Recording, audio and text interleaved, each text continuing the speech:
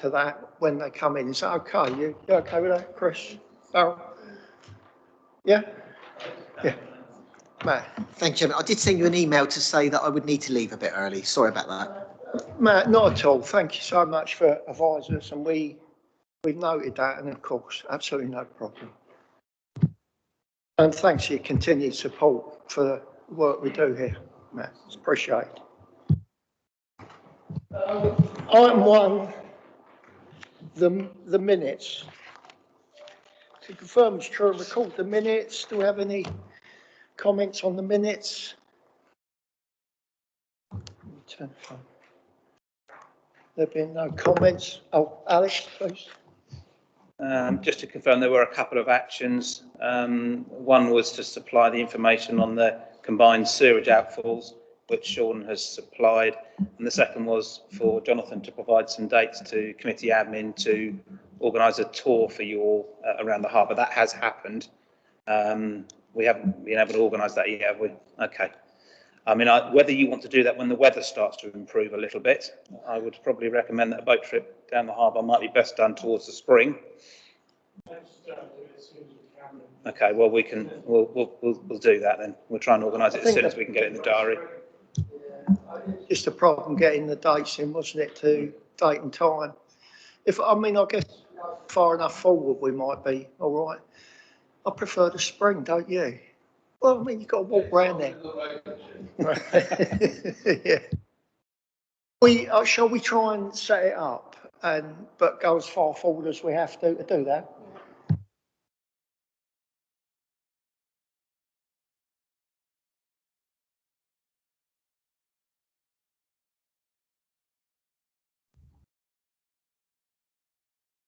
I think we've got a better chance the further ahead we go for our diaries, at least, anyway. Yeah. All right, thanks for that. Thank you. So happy to accept the minutes. Declarations of interest. There'd be none. Public question time. Got any public questions? No public questions. That's great.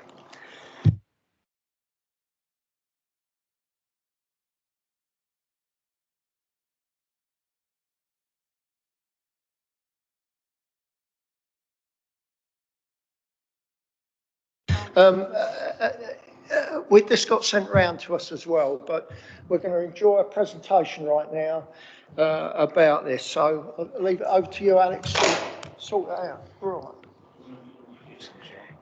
Yeah, just in terms of a little bit of context, this was a piece of work commissioned jointly between the Isle of Wight Council through Jim Fawcett and Ventra Town Council. It was to look at possible alternative uses for seaweed within Ventnor Harbour, but also from seaweed that accumulates on beaches which the council either own or lease from the Crown Estate, recognising that obviously it is a cost to the local authority to remove and dispose of it, but as JB will allude to in his presentation, there are a number of alternative uses which could reduce that cost and also derive an income for the authority. As Chairman has said, the presentation has been circulated. I thought it would be useful for you to see that in advance. But JB and his colleague Helene are going to take you through the presentation and provide a little bit more detail to the work that they've undertaken, so you can see what's been involved and take it through the process. So I'll hand over to JB. Good afternoon, ladies and gentlemen. Can you hear me well? Yes. Yes. Okay. Thanks for your interest in seaweed, and I'm happy to talk to you, coordinated with Hélène Morin. She's probably hearing us, but we can't hear you yet, Hélène, from the Brittany region. Yes, hello. Hi. Just to turn off the camera. Hi. So we can see you. Hello, Hélène. Thank you, Sean and Jim, to let us introduce. If I can share my screen, or can you see it on your side? It will help to support the discussion. Yeah, if you could share your screen, that'd be useful. Thank you. Yeah.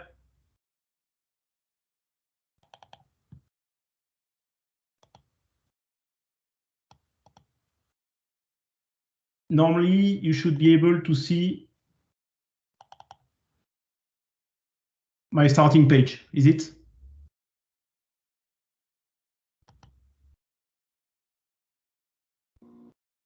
Yes. Okay, thanks. Briefly, to put this project in perspective, it was funded and coordinated by an inter-region program set by the European Union. And the Isle of Wight joined this program called ICE, and ICE aims at design and implementing and promoting some solutions to provide low energy for isolated territories.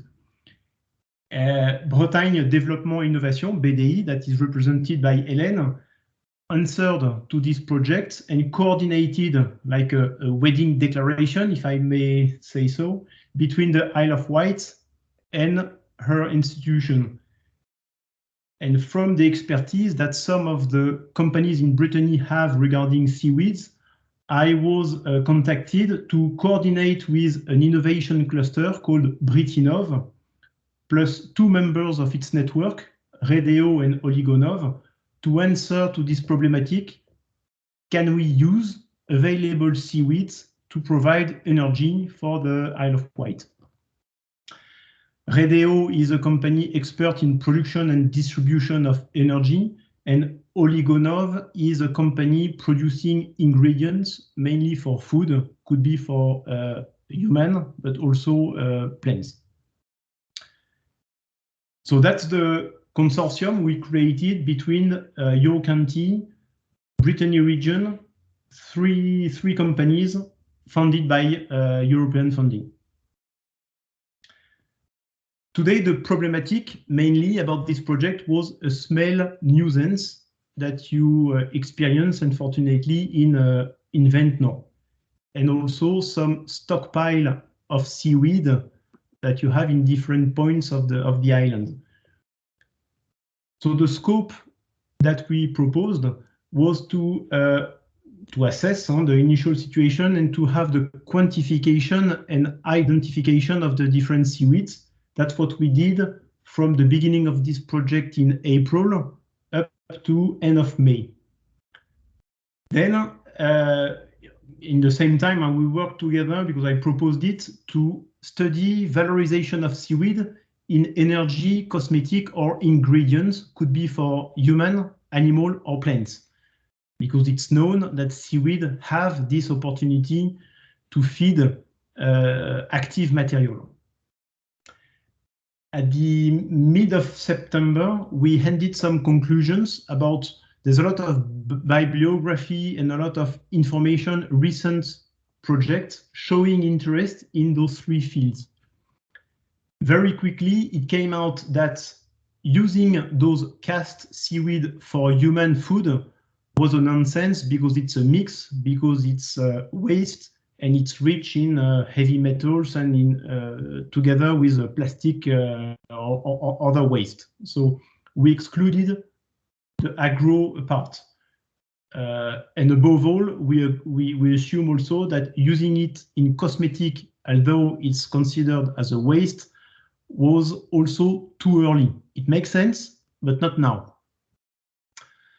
So we proposed in the gates at mid-October to focus mainly on energy and soil and plant valorization.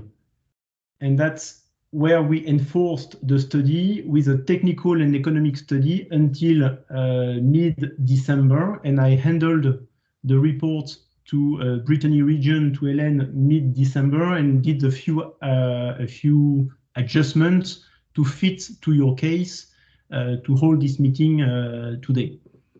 And I really thank here Hélène. Hélène will be with us for 1 hour. I think she has an urgent schedule after 4. I really would like to hand over and to thank her for the coordination and the support we had between those companies and your issue. I collected, thanks to you all, and from companies in your network, from Andrew Hunt, from Colm, from Tricia, and from I list here some of the documents I collected from you, but also from the literature regarding seaweeds to get this assessment. And it was particularly difficult during the COVID because I was able to come only in November, and I had my eyes through an internship in August, thanks to Alima from Brunel University in London, who came to your island this summer. But all in all, we managed to get to know people, to get access to valuable information, and to visit your nice place for this project. Where we are with assessments, the first point was to assess quantities. And it was not easy because the seaweed, you have them from May to September, and it comes with the wind, with the tide. So some days you have plenty, some days you have none, and you have to build an industrial estimation based on some observation. And that's really my first point. It was particularly difficult to come up to those numbers. The one I propose here were accepted together in June. And all together, we have 7 points of assessment, which are mainly the beaches, plus Ventnor Harbour. Totally, we can account around 24,000 cubic meters of seaweeds, which represent 18,000 tons. We have big discrepancies in those numbers because we have 20,000 cubic, which is mud, so a mix of water, seaweed plus sediment in Ventnor, which is your main problem up to date, if I'm not wrong. And second, we have a big reserve of biomass in Ride, which is, I would say, fairly and easily accessible. And we have much less seaweed in Bembridge and even less in Sundown and Shanklin, which doesn't seem to be a major problem for the moment. So the continuation of this project went with the assumption we can easily access to 18,000 tons of seaweed collected in 5 months. So this quantity is quite substantial. Just to give you a comparison, we estimate in France we have 40,000 tons of cast seaweed and we collect half of it. And to collect 20,000 tons of seaweed, we already have a few companies equipped with loaders, with new machineries to get into the first layer of water to collect the seaweed, plus some platforms and industry to collect, wash, cut, and sile and valorize mainly in compost.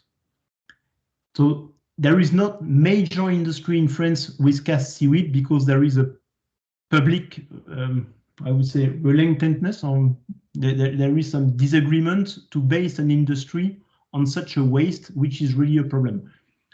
But still, the biomass is there. We cannot close eyes. So there are some means allocated to seaweed collection. And that's very important. There is this scientific environment plus industrial ability to observe and collect seaweeds. Feel free to, sorry to interrupt if I speak too, if it's not clear, if it's too fast, or just raise hands. I can see you, most of you all. Feel free to interrupt. In terms of quality, we wanted to assess that we can valorize those seaweed. And we make 3 kinds of samples, 1, 2, 3. One is the mud, which is the main problem in Ventnor. 2 and 3 are wet seaweed, cast seaweed, and we found that they are similar in Ride and in Ventnor and Bembridge. Once they are on the beach, they have 85% wet matter. It's a mix of brown, red, and green seaweeds, which are the 3 main big families of seaweed. And we found that in Ventnor, under the picture number 3, even if it's on the beach or in the harbor, it was relatively similar to what we can find in other places. So we consider that the dry seaweed collected on the beach could be one aggregated sample of what we call cast seaweed. So I just want to separate what is mud and what is seaweed. And on this map, we quickly identified that you have at least, or you have two sites with anaerobic digester plants, one in Arreton, White Farm Energy, and the other one in Newton, the Black Dog, near the Vestas plant.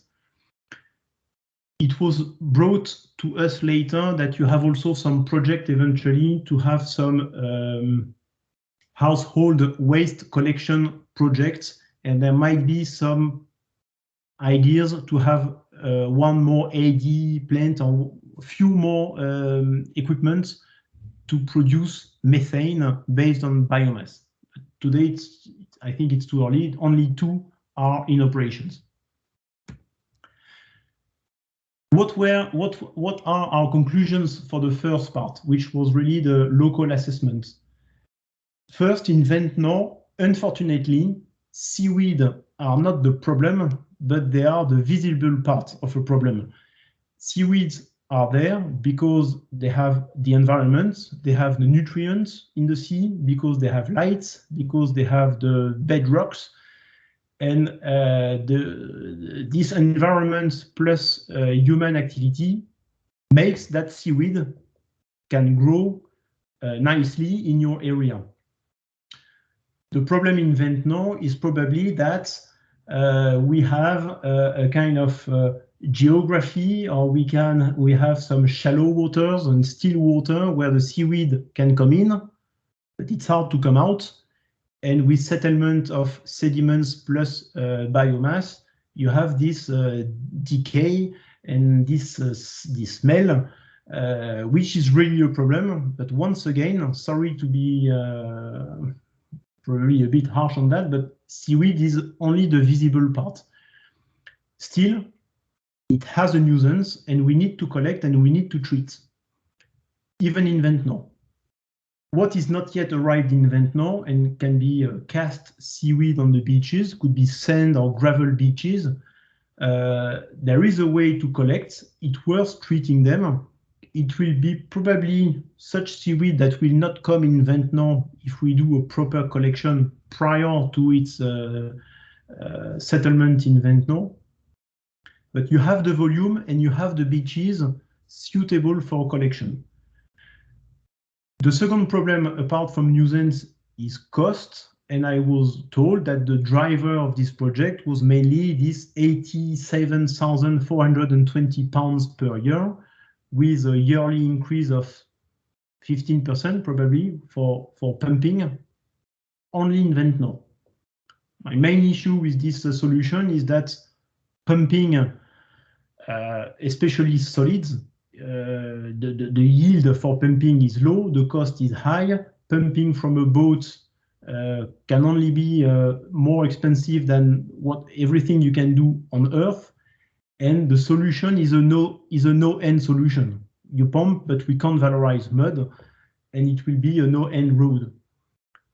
It's still an emergency solution. I just evaluate it as an emergency solution to avoid smell that will cause discomfort, that can cause eventually loss in revenue in tourism. I just warn that it can eventually cause public health issue. I will not draw and ensure only problems, but there were some case of death in France regarding green seaweeds. But once again, the size of the problem has nothing comparable with what you experience in Ventnor.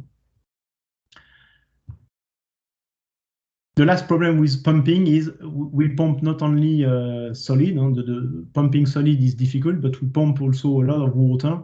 And if I consider the volume pumped and the part of solid waste we have in this pumping is probably low, and since we pump over the wall, there is high chance this small fragment of seaweed can only be a fertilizer for more organic material to grow. So it's an emergency case, but honestly, I can only recommend to investigate other means of collection because this wind has no solution for long term.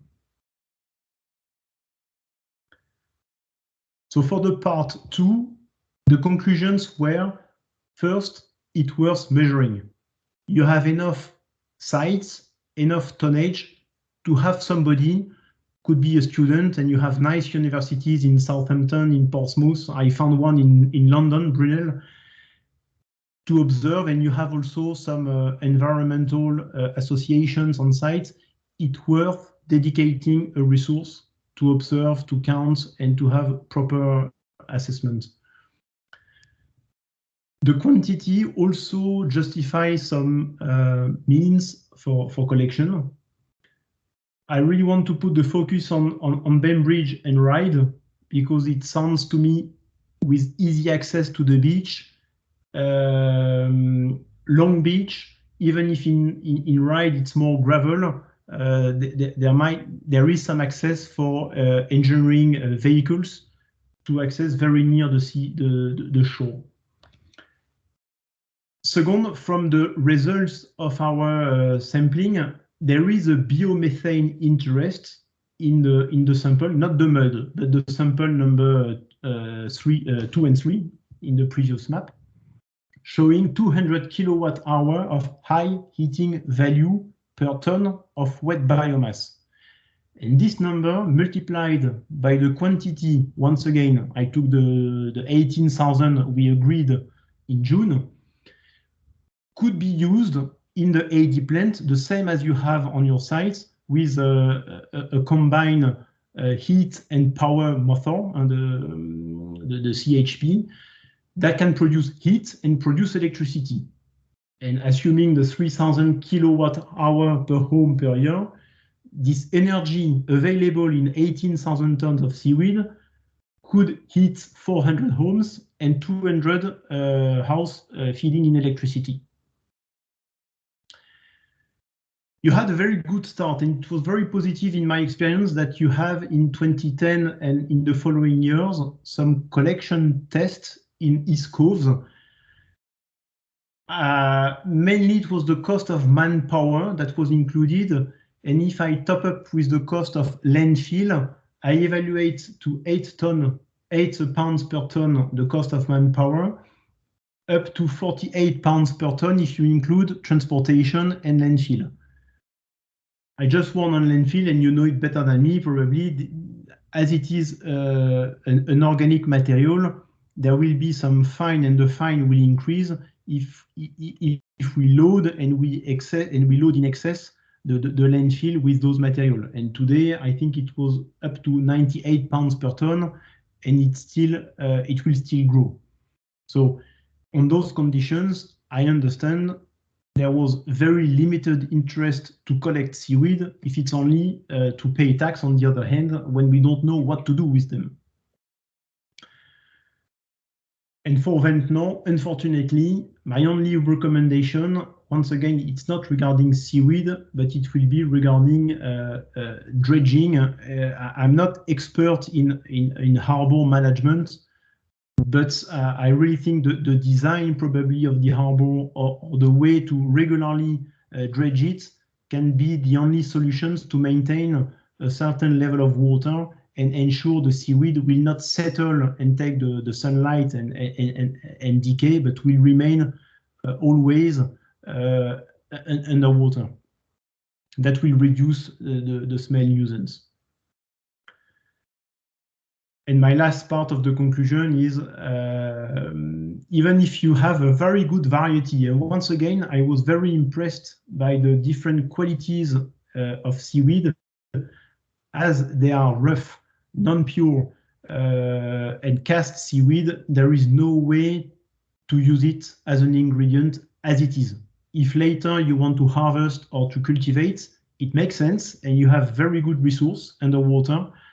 But today, avoid using cast seaweed for human food. So this part two was done mainly with Redeo regarding energy and Jan from Oligonov, who made, you can read all details of very interesting positions, projects, and valuable literature, once again, on seaweed usage, including some project in UK, like a sea gas for energy. It was a project in 2015-2018 with £1 million funded to study the possibility to feed AD plants with cultivated Saccharina latissima, which is a brown seaweed. So in what I'm saying, there is probably nothing new, but I try to make it feasible. And it's much better to use cast seaweed rather than cultivated seaweed to produce energy. If I haven't lost you completely, this one is a bit harsh, but in terms of cost, that was the last part of the study to see in economy what were the different options. The first one is do nothing or pumping as we do, 87 pounds per year with a 15% increase. I can only see the risk of doing nothing, which is we will climb up the scale of danger, up to eventually public health. I don't say it will happen, but I just want to make sure you avoid to have this kind of dieseling or eventually the death you want, but public health. Let's remain to that. Dredging is something quite commonly done in harbors. My estimation, once again, based on French price, I calculated £5 per ton, and you can easily choose what amount of money we want to dredge, knowing that when we dredge, it's only solid material. Normally, there is very much limited water compared to pumping. Regarding collection, if we collect the 18,000 tons with means on the beach, plus transportation, plus doing some what we call it swath, the small mountain of seaweed on the beach, leaving it on the beach for 2-3 days for wind and sun drying, the cost approximately is around £45 per ton. With the biggest input in this cost is the handling on the seaweed, because you need some manpower, you need some time, you need to build your swath. This will take probably £28 out of this 45. The second contributor is transport. If I consider with 30-ton truck to drive maximum 30 kilometers, I evaluate it to £16. Okay, the rest additional cost will come later. If we do AD plants, you need some chopping, some storing that can be done on site. The value of this collected material, if we wash it properly, even with seawater, if we transport it and of relatively sun-dried, not to transport too much water, this has a value, even for an AD plant, evaluated at £15 per ton, with 30% dry matter. Obviously, 100% of the expense of collection has to be endorsed by the council.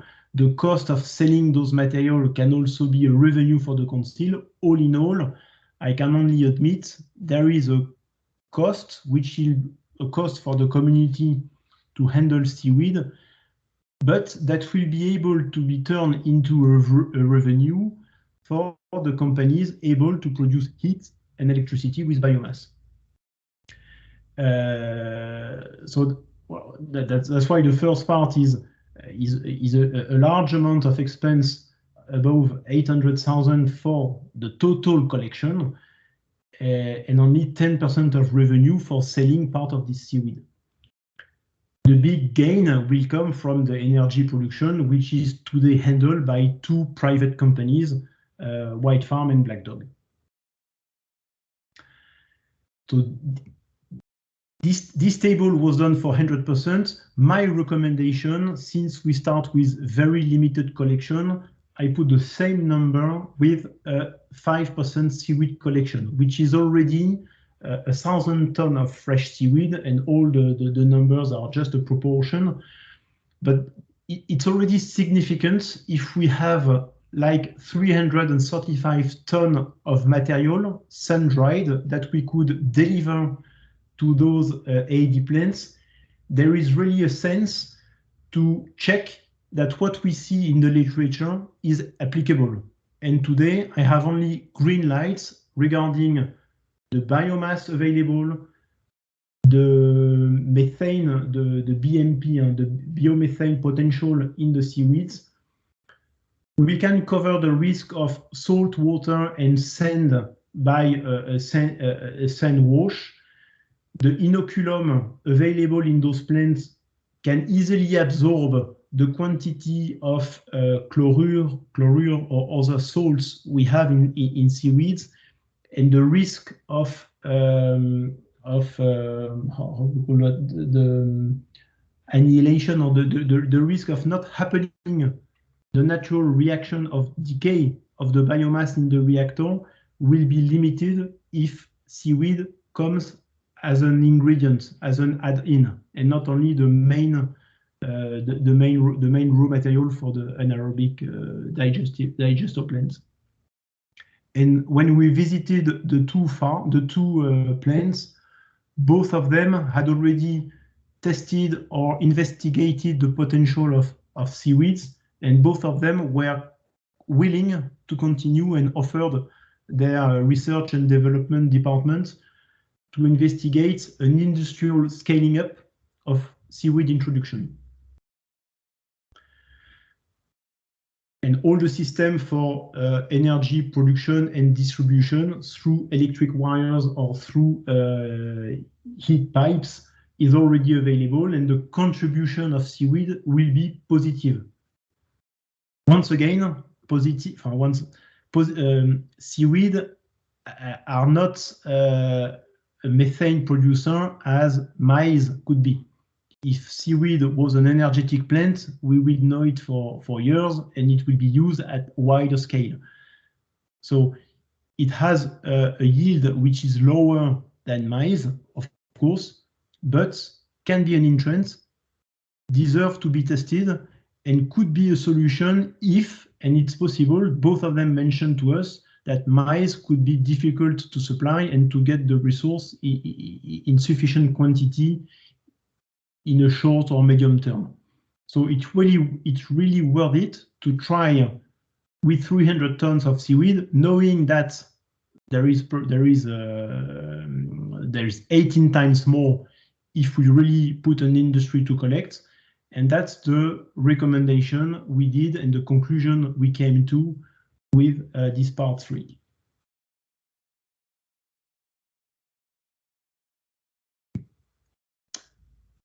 This is more a table just to indicate the documents we handled, and we put them on a Dropbox, so for Jim and Sean have access to it, of the first assessment as a deliverable to all the valorization and the conclusion concerning energy.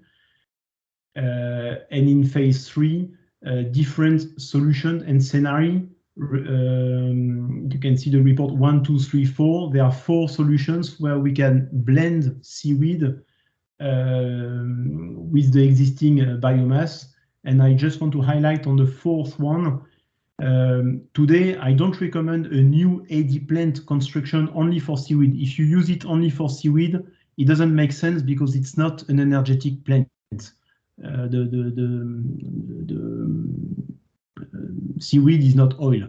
But if you have this project of household waste, it could be a solution to test it as well with seaweed.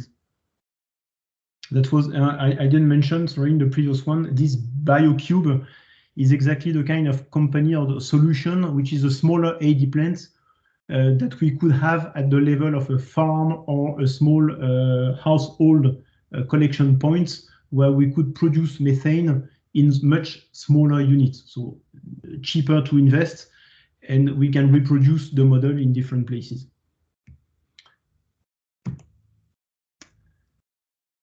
This is a good example, visual example, to show you how come the AD plants could handle seaweed. This example is for white farm. You have nearly the same drawing with different numbers for black dog, because it's a smaller operation.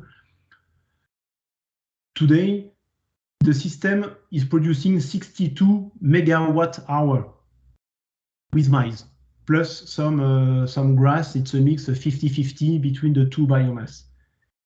They produce heat, which is the main outcome. You see it with the 52,000 megawatt-hour sent to the grid, to the gas grid, and the balance, the 2,000 megawatts through a CHP, a combined heat and power machine, to feed the electricity grid.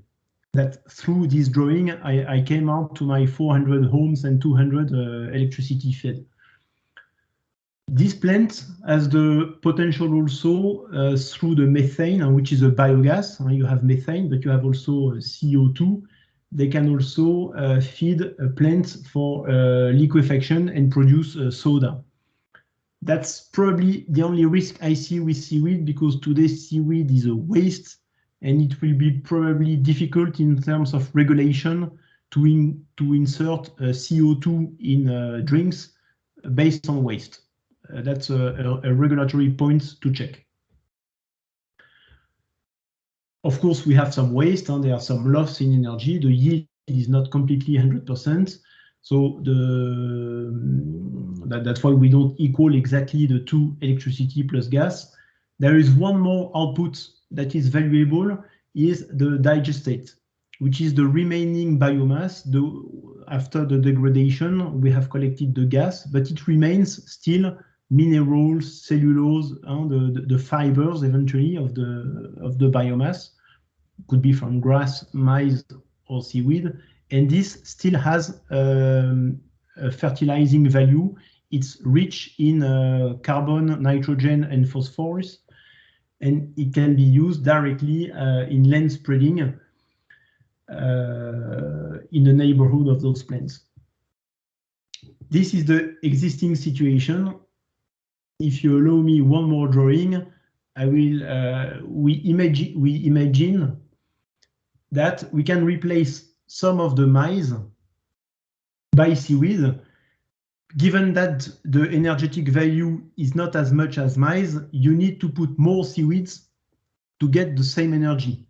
That's why I show here with the total feedstock. If you want to have the same equivalent energy to the previous slide with 55,000 tons of biomass, you need to consider an extra 3,000 tons per year if you include seaweed at 30% dry matter.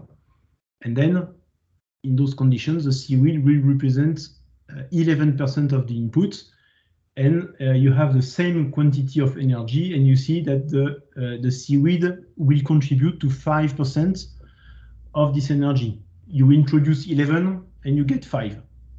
Once again, it's not an energetic plant material, but the value in producing energy is much more interesting than throwing in the landfill and paying tax. On top of that, you have a benefit from the digestate with even more contribution in nitrogen.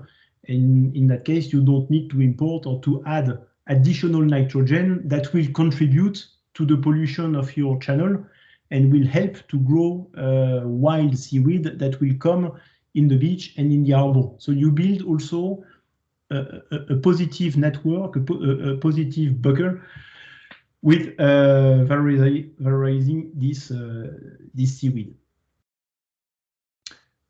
A small problem we have to consider is seaweed come and we harvest them in 5 months, but to keep the AD plant stable, we need to use it for 12 months. So we have to store and to balance the usage of the seaweed. That's why in the cost, on top of the 25 I mentioned to you earlier, we need to add some, we will need to add some budget to chop and ensile the material so that there will be no change in operation for the AD plants, and we know the methane production, the yield is much better when the operations are smooth. And I come to the last two slides of my presentation. What I imagine, and we are in the good timing to discuss it, is in winter, it's a good time for the preparation and to set up the strategy, to fine-tune the budget and the numbers to match it with your project eventually in maize cultivation, in your household waste, as I mentioned. I heard about project of housing in Newport that could develop in the close future. To work with the two plants, Black Dog and White Farm, to see how we can build the test with them. Ideally, we have something ready for collection in May for the summer, spring and summer, where we will collect 5% of the available biomass, start to do some dredging in Ventnor to make sure we can eradicate the problem of nuisance, and continue to observe and measure the discrepancy between what we target and what we really have. And I will be more than happy to see that most of the conclusions are right, but if they are not, I better observe and get the fine tuning of the numbers after the summer. The cost I mentioned here is only the sum of the previous number I show you in the table, the cost for dredging in Ventnor, 40,000, 45,000 and 40,000 to collect 1,000 tons. After May, we need to continue the test and to focus now, after a collection, focus on the transformation and work with the two factories, the two AD plants, to have a long biomethane potential test with them and see how the seaweed behave with their blend. And it could be the opportunity to decide whether we invest in additional units, could be from the decision studied in winter with the household waste management. And finally, if we are happy with the test and if we want to continue, sorry, I put the same date, but it will be autumn and winter this year, to explore further how we can improve in compost with the digestate or with the rough seaweed. Does it make sense to do something on the design in Ventnor, which will be for me probably complicated and expensive? So I try to push it the latest. And if we are happy once again with the conclusion, start to ramp up and do the same project in 23 with probably 50% of the collection. And at the same time, we were informed by the Brunel University, there might be some others, that there is a project for implementing seaweed as an ingredient, as really a food material. Once again, it's too early with the cast material, but since we go in the direction of valorizing seaweed, it really makes sense to see how we can anticipate those seaweed and not to have them cast seaweed as a problem, but to have them as a live biomass at sea, and we can collect it when we want and for a dedicated purpose. That's much better valorization if we do the path of seaweed, if we anticipate this path in seaweed. You will ask me, yeah, nice numbers, nice analysis, but it's still very expensive and we don't make money yet with those seaweeds.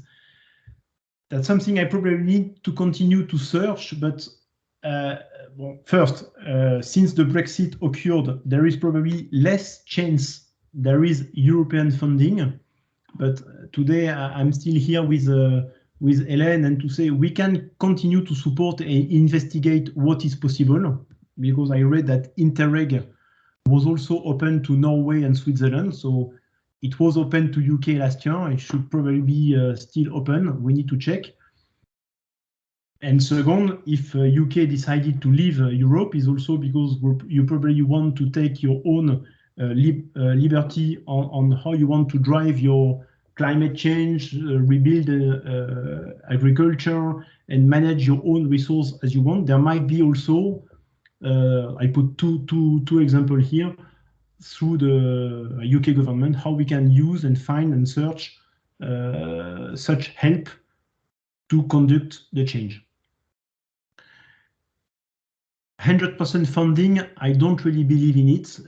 We need to, and the good way is to build some cooperation between collectivity like you, partner with companies, eventually join universities, and that's the best recipe to gain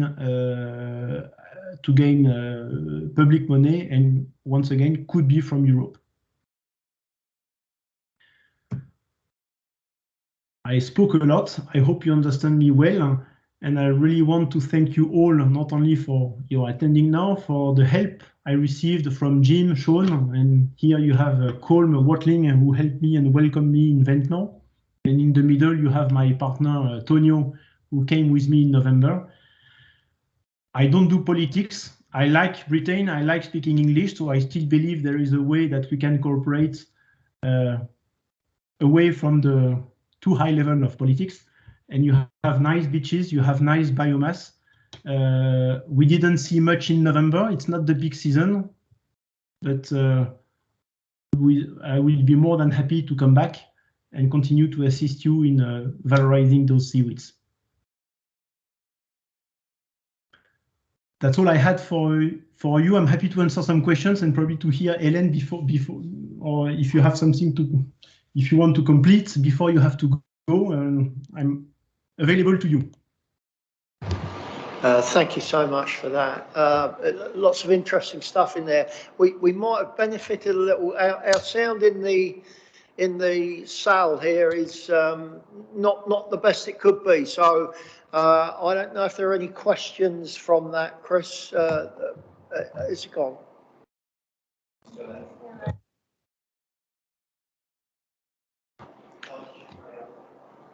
Yeah, well, first of all, thank you very much for a very interesting presentation. There's a lot there that I didn't know. Are there any other referenceable implementations using seaweed in the UK that you're aware of? And have we got access to the data, and in particular the financial breakdown that goes with it? Did you get that? Yeah. On the existing project in UK regarding seaweeds, the one I mentioned called SEAGAS, SEAGAS, which was a 3 years ago project regarding cultivation and use in AD plants. I watched recently. It's difficult to get the report, the final conclusions, but it deserves probably to be checked more in detail. That's something I was made aware of. Sorry, I look also on my tables because I had some on the Dropbox. I put some also regarding one called Rentrance. I can give you some names of the project regarding improvement of the water quality and impact on the seaweed. That was also an Interreg project. Yeah, if you want, it will be better to give you a list or to continue to exchange with Sean about those different projects in UK rather than coming into detail now. But Ireland and Scotland are also well advanced in some projects also regarding cultivation, and you have a very good scientific and natural environment to work on seaweed, and there is a lot of material available, yes, for this for comparison. Okay, thank you for that. Chris, again. Yeah, so we very much look forward to the list and whatever you can share on that, and like to follow that up. The next one really is that, well, first of all, it's very nice to know that the southern water discharges around our island are so liberally feeding our seaweed, and you said it was very well fed. Sorry, I just took I wrote it down. No, I wrote it down, look. And which is good to know. But more importantly than that, the question I had was about that you mentioned the plastics which are contained within it. Do you have an idea of what the breakdown of the biomass is between the different constituents? Now, that's a very good question, but very difficult. Honestly, I found probably 60% of brown seaweed, 35% of red seaweed, and very little of green, which to me is a very good mix because brown seaweed are useful. There are a lot of sugar in it, used in alginate, used in laminaran for biostimulants for plants. That is very valuable. Red seaweeds are mostly used in carrageenan, and they are used also for hair and peel and skin treatment. In terms of other waste, they are very limited in terms of tonnage. I found a bit of fishing nets, a bit of plastic, which are not a lot in terms of weight, but it will be enough to be discarded if you want to use it in food or industrially. And unfortunately, if, for example, you want to use it rough as a fertilizer, it will be very difficult to collect and spread in the fields because every day your farmers will find a piece of rope or a piece of plastic. And that cannot be a solution. So even if it's not a lot, it will not be usable as a raw material. That's why we need at least to have this step of collection on the beach and rinsing. I think with only even seawater, a pump of seawater to wash the seaweeds and let them dry with wind and sun, then you come with a material, I will say, nearly pure. We need to do the test to tell you in terms of percentage how much rope and plastic we have in stockpiling on the beach. But from what we saw in November, honestly, the quality remains handling by truck, collectible, and relatively clean. Thank you for that. Yeah, Chris, please. The other thing, of course, is that many of the sites that you've described here are not Isle of Wight Council specific sites. There are harbours which are not ours, there are others, and there are beaches which are under the jurisdiction of others as well. Yeah, I think so. I thought we had Totland on there at one stage. See Totland, but small amounts, but Ryde, Ventnor, Isle of Wight Council owned, Chris. Well, everybody knows the famous Totland beach.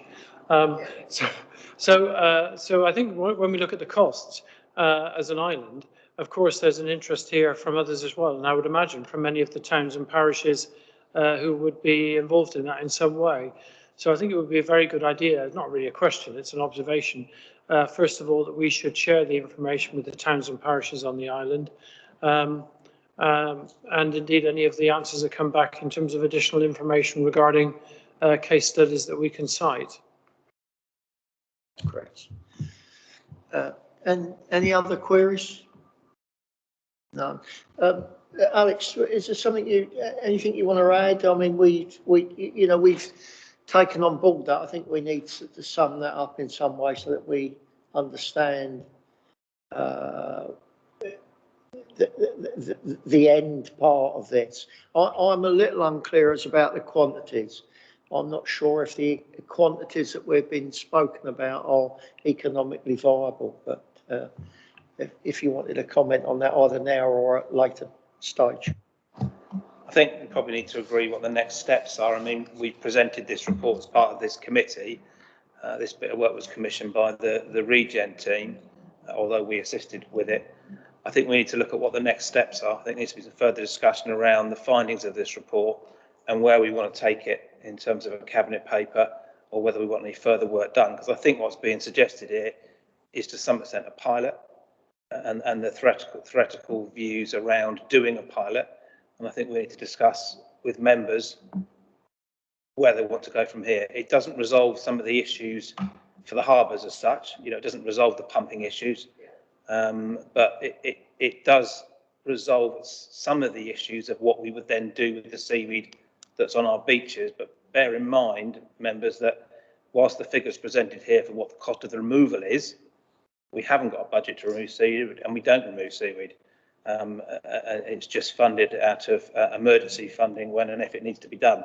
So some of the costs quoted about removing the quantities of seaweed that we've got, which have kindly been articulated here, are vast.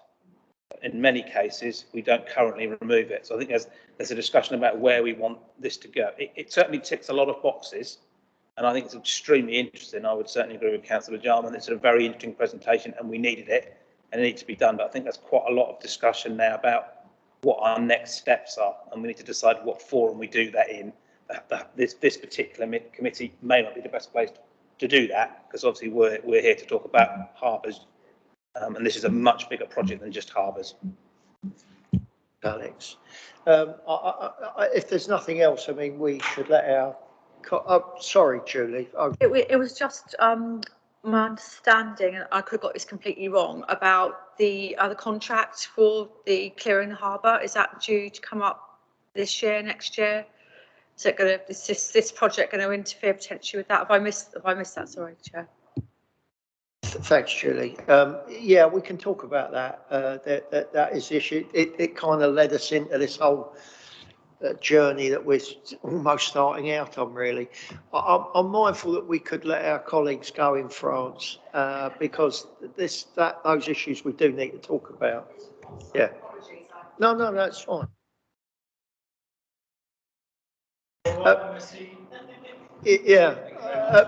Thank you so much. We have other business to deal with, but we do appreciate all of the information you've forwarded and brought across to us as a committee, and I know our staff will be back in touch at some early point anyway. But thank you so much, and as Councillor Jarman says, au revoir, merci et tout ça. Merci.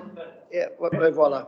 Okay, thanks to you all, and I remain available if you have further questions later. Feel free to do it, and thank you all for attention. Thank you. Thank you. Bye. Bye. Au revoir.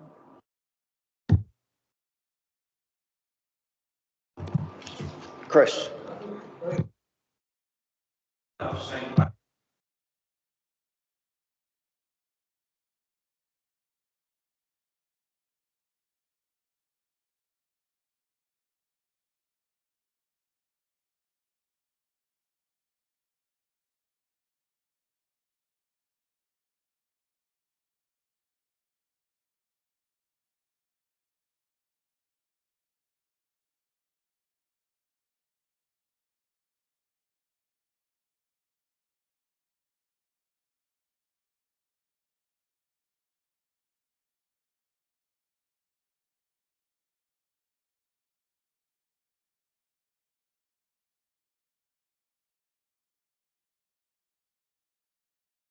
Well, right. That's what Alex was referring to. It's how this started, Ray, was we collect the seaweed and clear it out of Ventnor Harbour, and have done for a number of years. It's gone up in cost. It's going up again, or potentially going up, yeah. And that's what started this process. Is there a different way and a better way of dealing with the way that we deal with seaweed in Ventnor? That led on to this, and Alex is suggesting that we're starting to look at a far bigger, if we were to take this course of action, a far bigger scheme than just clearing Ventnor Harbour. Chris. Sorry, yeah, that's one of the reasons why I think town and parish councils could be very useful here. You know, if you can get rid of the seaweed from Tottenham Beach and from Cornwall Bay and from Compton and a few other places, I could give you a list actually if you'd ever like them. I'm sure there'd be a lot of people very happy with that. There is some of it that goes on unofficially as collection anyway. I was a bit alarmed with I hadn't really thought about the consequences with with contaminants, where that would build up over time. Maybe that shouldn't be a recommended practice, even unofficially. But I think as an initiative for the island, given the nature we are an island, and we do clearly have a seaweed problem at lots of places, it's bigger than this committee, and I think a paper would be very much appropriate. Thanks, Chris. And it may be, of course, that town and parish councils are willing to contribute to some of those costs if they want their beaches cleared. You know, here's a good example of it. I was just going to draw committee's attention to the funding opportunity at the bottom of the slides there. Made a note. That looked quite interesting, and I think it's completely aligned with our sort of our carbon plans for this council and for the island. So I think it's definitely something we should look at 100%.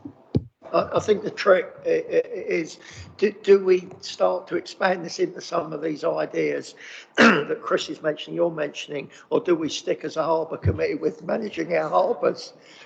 I guess that's the... I think, Chair, you and Mr Minns are correct that this maybe sort of sits outside of this committee's, but I think, you know, getting a feel from members is helpful for you though, isn't it, Chair? I'm mindful that you're in Newport, aren't you, Ray? Yes. Yeah. Darren's Wood. Well, you've got a little bit of seaside. You've got a beach. You haven't got much, have you? We've got a beach, Chair. I'll have you know, it's not very long, and it does get plenty of seaweed on it, mind. I was just going to come in on a point from Ray, actually. One of the things I picked up from that presentation was actually that by taking the seaweed out, it's a bit like the grass cutting situation where they were dumping the grass back on the verges, but all that does is promote more grass growth. So you end up in a vicious circle of the verges becoming overgrown. Whereas if you collect the grass, there's less nitrogen in it, so they don't grow so quick. It seems to me that the seaweed is exactly the same thing. If you take the seaweed away, it can't then refertilise itself and grow even more seaweed in the next season. That was mentioned in that presentation. So in a way, although we're talking about, you know, removing seaweed in an emergency situation, well, if you get rid of the seaweed, you're going to get less emergencies because it's not going to keep replicating itself. That's an interesting idea. Law of diminishing returns. Do you think we'll clear it all out there in that blue sea? I don't know. Alex, Sean, you suggested that maybe we should look at a pilot. It was mentioned there. Is this something we should be considering or bringing to a further meeting to consider? Or indeed, if are we going to look at it in a bigger scale outside of just Ventnor Harbour? It's unfortunate that Jim Fawcett couldn't be here today because he was actually commissioned this, but I was keen to bring it back to this committee, obviously because of the responsibility for Ventnor Harbour, and we all know about the cost for removing the seaweed or pumping it back into the sea. And I wanted to highlight the information and the work that's gone on to date and some of the practical issues in terms of removing it. So actually taking it out off the beach or moving it onto the beach, drying it, and then washing it and then transporting it. So I think a conversation with Jim and colleagues in regeneration regarding how a pilot could be delivered is the next step, absolutely, in a report to go to the appropriate committee. Are you comfortable with that, colleagues? They're going to. Did you hear that, Chris? Yeah. Are you comfortable with that? Yeah. So we're comfortable with that to move that forward, Alex, Sean. Can we move on to the finance reports for Newport Harbour and Ventnor Harbour? Sean? Okay, this is a standard item for this committee. We reported on it last month as well. It is very much a case of providing you with the figures that we've done in advance, and then for me to do some kind of exception reporting, I think, where we've got any concerns or issues around the budget. I will say, obviously open to questions, but we've got the figures presented in the papers for both Newport and also for Ventnor. In terms of Newport, what you will notice is I think the column that's probably best to look at is the forecasted position as it would be at the end of the year. Certainly from expenditure point of view, we're very much on budget. There's a very small difference between the two. I think the only thing to really comment on, I think, and this has been here since the beginning of the year really, is the continuation of a slight over budget with regards to supplies and services. Most of that is down to some of the legal issues that we've been battling with throughout the year and did the previous year as well. I think on the income, I am pleased to report, obviously, with the impact of COVID, and you've got the figures that we achieved last year, and obviously, not, you know, it's obviously to be expected that obviously the harbour was closed for periods of time, that the income figures were not going to be very healthy. They are slowly starting to re-establish themselves. I think the one thing that I would like to point out, and the saving grace for our income, has been the work that Sean and the legal team have been doing around the leases and licenses. So you can see a substantial improvement in terms of leases and licenses as we move forward with regards to the forecast, which is at £40,000 over and above the budget as we speak, and that has resulted in a good position with regards to the income on Newport Harbour, forecasted to be 24,000 in the good by the end of the year, which I think is quite encouraging considering the position that we're in with regards to COVID, or have been in with regards to COVID. Before I move on to Ventnor, which is obviously a much simpler budget, I don't know whether anybody's got any comments that they want to make on that. It is relatively straightforward. I'm kind of mindful of time. I'm happy to take any questions after this meeting, but I think in summary, it's certainly where we want to be and moving in the right direction. Any questions, colleagues? Alex, just are you absolutely understood about COVID? Are we suggesting that in the next financial year, we're going to pretty much be looking up the pre-COVID rates of income? Yeah. Okay. Yeah, okay. If we move on to Ventnor, I mean, very simple budget. I think the issue that we have talked about can be seen plainly there. The main issue to the net position by the end of the year is quite clearly seen in contracted services, which is looking at an overspend on the budget of around 16,000, and that does relate to the issues around seaweed in the main, and that continues to be our problems in terms of seaweed removal. Most of the other figures are as we would expect. And I think we can certainly talk about the contract and the seaweed contract, probably not at this stage in this meeting, but we have been talking to that with the portfolio lead, which is Phil anyway.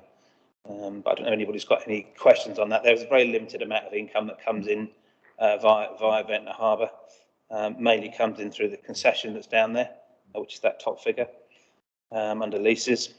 Very small sums of money come in on the berthing fees.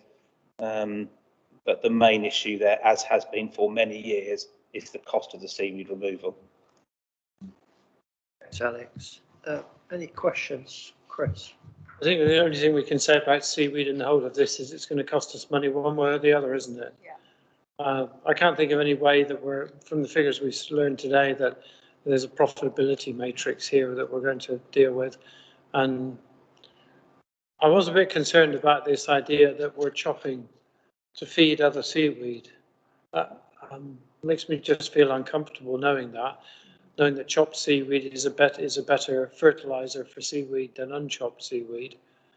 Can we chop it less or coarser, or I don't know. I'm hypothetical here, but is there any way we can mitigate against that and not make it such a good feedstock for? It's unnatural, isn't it? Interfering with the natural. The word Solent Green came to mind actually, but from a certain. Yeah. Is the macerator manageable, or can we find, is there, I don't know, chop size or something? I mean, we can certainly ask the question. I mean, I think you're all spot on in what you're suggesting. I mean, in essence, it is sucked up and macerated so that it's able to then pump it over the sea wall. It's not then solid matter, but it would certainly be worth asking that question maybe of somebody that's trained in that area. I can see that point as well, I must admit. But we have been through this very long journey to look for alternatives, and that has involved discussing with the town and parish councils on a number of occasions any alternative that they might put forward. but we have yet to resolve this, and it's been a problem since day one of that harbour being built. Scheme, isn't it? It's a bit. Have we looked at any natural elements to do it, like finding clever snails that like green and red, brown seaweed? A natural solution, rather like they do with pesticides. Rather than using a pesticide, better to use a natural, a wasp or something. We never looked at that.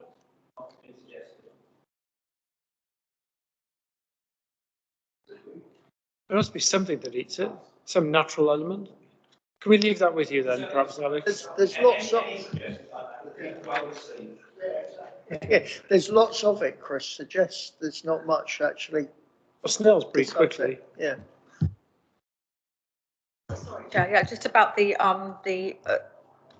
overspend basically on Ventnor Harbour. Is that a usual scenario, or is this COVID related? Is it normally just rocket space, or is it always loss making overall? What we've got is the cost of removing the seaweed, but it's an increasing cost and substantially increasing because of. I just want to briefly touch upon that. The end of the contract for next March, isn't it? And what we're proposing. Absolutely. The current contract, the annual value is £87,420. It was a 2-year contract, which was awarded to Cheetah Marine, who'd previously been carrying out the seaweed removal following a competitive tendering exercise. The maceration and pumping over the wall was found to be the most effective means of removing the seaweed from the harbour, not taking into account refeeding the seaweed that's growing outside of the harbour, of course. We've been in conversations with the current contractor regarding options for going forwards. They actually own the vessel which is operated in the harbour, which they operate. And as Alex said, we've had a discussion with Colin Rowlands and Councillor Jordan regarding a number of options going forwards, both in the short and long term. We're due to discuss those again next week, because the contract ends on the 31st of March, which is only a number of weeks away. We've been in negotiations and discussions with the current contractor for a number of months now, and they've been looking at their pricing model in relation to their overall business. And as Councillor Jordan said, the cost potentially will increase significantly beyond that. And the overspend that you've got in front of you is because the budget wasn't able to be adjusted when the last 2-year contract was awarded. So it is a perennial problem at the moment that whatever the cost is, over and above 73,000, will be an overspend. It's a gift that keeps giving, Julie.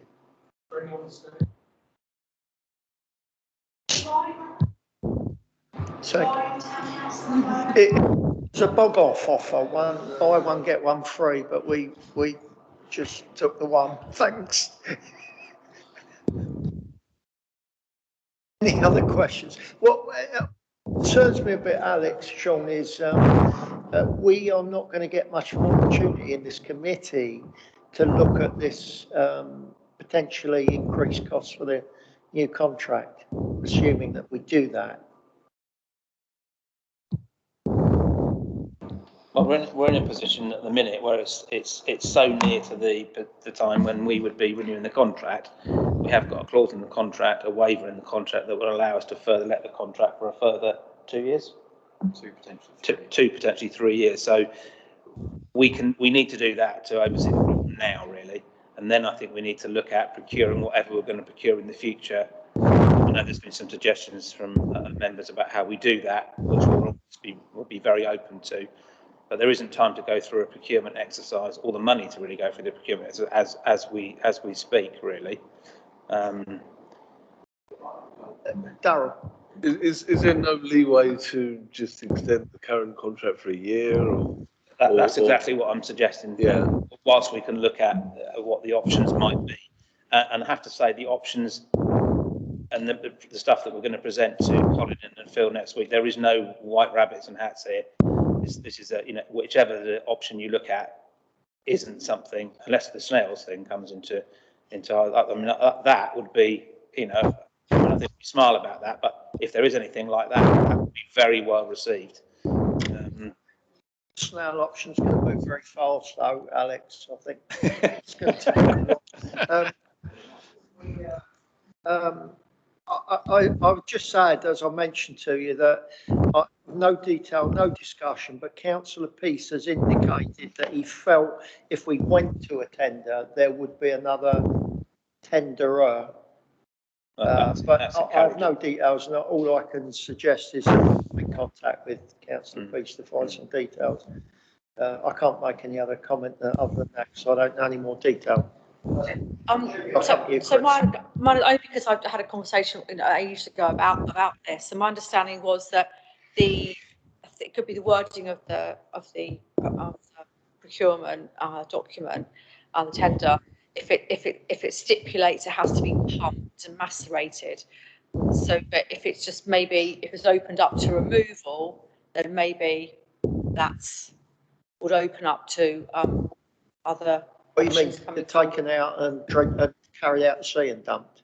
Sorry? You mean collected, put into a vessel and carried out to sea and dumped? Like whatever solution, it's just whatever solution could be out there. That's all. I just thought that's my understanding is that we're sort of quite specific that it has to be pumped out. That was my. When the contract was originally let by the Council's Coast Protection Department following the construction of the harbour, it was an open tender for removing the seaweed issue from the harbour. A number of different methods were tried with plant actually going into the harbour to remove the seaweed, which resulted in plant getting stuck because it's got quite a soft base to the harbour. And this solution was developed and has since been the most effective solution. But if we were to go to the market, then yes, we would ask for innovative ideas to remove the seaweed issue, whether that's remove the seaweed or manage it in a different way. Thank you, sure. That's helpful because time moves on and technology moves on, doesn't it? And snails move as well, apparently. Snails do move. And there are snails that eat seaweed and love it and thrive on it. So you might want to look that up. It's on Wikipedia. Nerissa nerissa. Where are they from? They're very common in the ocean, apparently. Okay. Maybe we could buy some. I didn't know. Maybe not edible. We can farm them as well. Can we farm them? Big and fat on the seaweed. Our restaurants could be famous for them. Was that a question, Chris? No, just a helpful idea. The other thing on the contract was we don't extend. We're out of time for the contract process, aren't we? We don't have time, do we, to go to an open tender? No, we don't, and we need to remember that the residents of Ventra can't put up with this not occurring because the smell and the nuisance factor. We need to make sure that the Ventra is adequately provided for this summer. Also, to be able to put a competitive tender forward for you'd want to do it more than 2 years. The cost of some of this machinery is huge. So you'd want to look at least a 10-year probably contract to make it worthwhile somebody investing it in the first place. So I think we've got this issue of trying to resolve it for this season, and then we have to look at the bigger picture further down the line. I think if we start trying to cram a procurement process into this very short period of time, we are in danger of not having anything for the Ventnor residents this summer, which I certainly wouldn't recommend to members. Alex, just if we end up with an extension, let's just say for a year, and let's just say the increased costs are in the order that we're kind of aware of, would we take that off of the operating, just off Ventnor Harbour, and show that as a complete loss? We wouldn't offset any of the Newport Harbour income. No, I think as it's considered to be a statutory report and we have to provide those figures statutorily, I think we'd have to show it represented in exactly as you said in the first instance. Are we happy with that? We'll move on, but it's an ongoing problem, Ventnor Harbour, and it's been around for years, and unless we do something drastic, it's going to be around for years to come at some cost to the council. Yeah. By cost to the council, we are probably talking 100 to 200,000 a year, somewhere between the two, ongoing.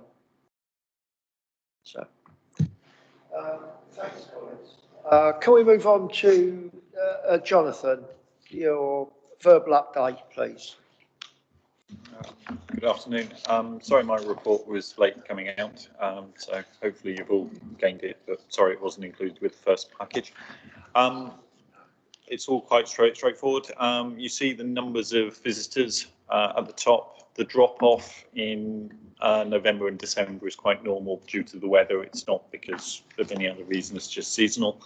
The Follies visitors numbers have kept at a par because they've got some long-term visitors, which are boats that won't stay for the year, but they're in for a month or so. So that's why the numbers are held. So moving forward, we've had a couple of events. So one of them being the Isle of Wight Festival, the other one, Day of Christmas, that was in November. So they've gone very well. We've had some training for our staff, which has gone through. One of the harbour labourers has left the harbour, and that's in preparation for the new duty harbour master that will be hopefully starting this year. Moving on, the navigation aids, they've been undertaking replacing the chains, sinkers. They are now, all the port hand markers are now fitted with navigation lights. Moving down, pontoons and gangways, the guys have been very busy changing and renewing and checking all of our swing mooring chains. So just over time they wear out, so they've been just doing their routine maintenance program. One of those sad things we've had to do is, due to the prices of electricity, we've had to adjust our visitors and permanent electric meters. So then the pound card they buy is actually equivalent to a pound's worth of electric that we get charged, not what it used to be. Same card, yeah. And then the sad one is for reportable incidents, that there was a missing person in December, and sadly he was recovered from the harbour. It was dealt with by the police. They were searching for him, and then sadly he was recovered from the harbour. But he was found and located by police. So other than that, it all sort of seems to be going forwards. Side one is the harbour office has been cleared out and decorated. So yeah, it's looking a bit tidy. So when you come down and have a tour of the harbour, I won't be hiding it. So yeah. Any questions, please let me know. Thanks, Jonathan. Any questions, Julie? I was just wondering whether you could give our thanks to, because I think the Labour, is it Nigel who's left? I mean, many years service, I understand, at the harbour. And I just wonder if you, on behalf of the committee, could give our thanks for all the years of service. And, you know, it's not an easy job down there, but they're always very, very friendly whenever I walk through, and always very helpful to everyone who uses the harbour. So just want to give that officially, if that's okay with you, Chair. Absolutely, Julie. Thank you for that. So, thank you.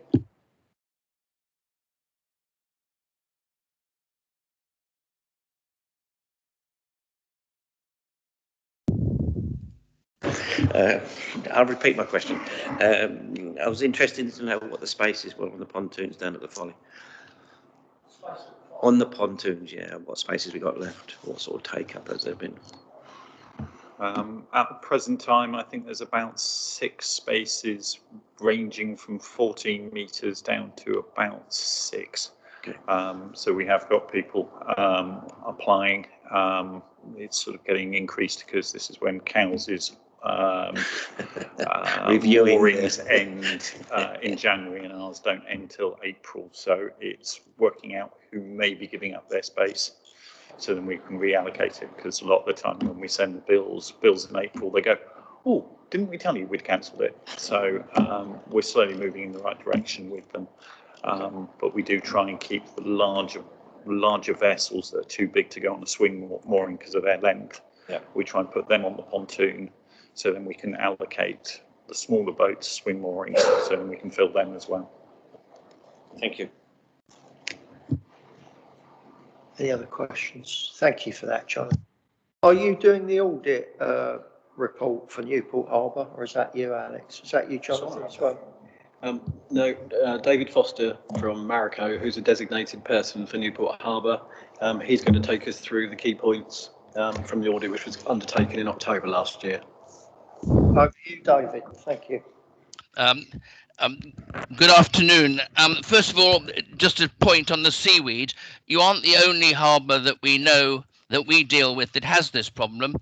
But most are in the fortunate position, and particularly the smell, but most of them in the fortunate position for the ground to be hard enough for it to be removed by JCB, which is of course a much cheaper option. But I didn't. I just let you know that you are not the only one suffering from this. But I think your solution is the only one I'm aware of in the country. So maybe looking at ways of getting JCBs or something down there onto the foreshore and digging it away, but you need to have something that doesn't sink, because that you lose lots of friends like that. First of all, thank you for allowing me to do this remotely. I'm self-isolating at present in preparation for my wife going to hospital. So thank you so much for allowing me to do it this way. I'm sorry, I enjoy my trips going over the Isle of Wight, and I rather miss my short days holiday over there with you a couple of times a year. Anyway, you should have in your papers my report, my audit report. And I think the first thing to say is that the picture on the front I put on very purposefully to, not to remind, it's a pompous word, remind you, but to reiterate the fact that you are a commercial port as well as a recreational port, and you're getting a significant vessel coming in out of your harbour, compared to the size of your harbour, every other day. So I think we've got to bear that in mind, that this is the Blade Runner and its operation is something that we must keep firmly in our mind. I have to say that the report I've written to you is probably the most awkward report I've had to write since I've been associated with you. What has actually happened over the last sort of year is, by a number of reasons, which I think that Sean wants to discuss with you in the next part of this briefing, is you've fallen very badly behind for a number of reasons. Some of it's COVID, and a lot of it is due to the great time it has taken to go from recognizing we're losing a local harbour master, or your new local harbour master, from that being identified, and it still hasn't been resolved. And it's been in my reports for the last 3 years, so it has actually gone on and on and on, and it came to bite us, particularly during the COVID period. And then there was probably, how would I put this, a poor choice of priorities during the COVID period of how people were employed. But I think Sean will be talking to you about that. But what has resulted in is your management system, your risk assessments, failure to follow your own procedures, failure to investigate incidents properly, etc., has taken what was actually a very tidy little harbour that was doing well. When I say little, I mean, a small harbour that was doing well, and with snakes and ladders, and we've slipped down a snake quite significantly. And as with all these things, it's difficult to go back up that snake. And the Get Well program, I know, again, is going to be covered by Sean afterwards.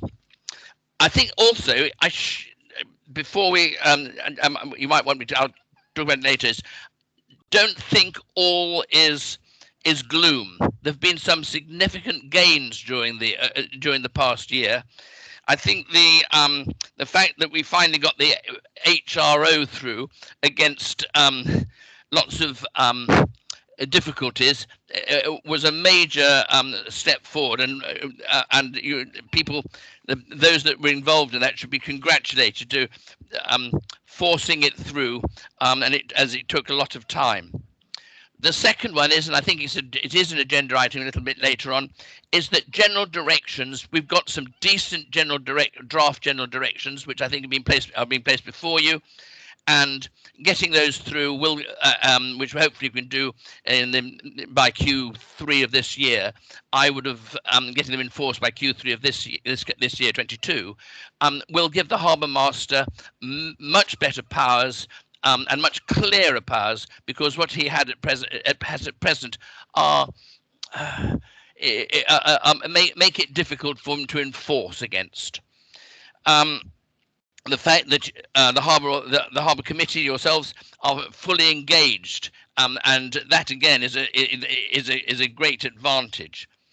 The harbour is looking extraordinarily tidy. You've managed the clearing up and getting rid of derelict boats and those sort of things has been a major, is a continuing excellent victory, and you're doing better than many ports I see.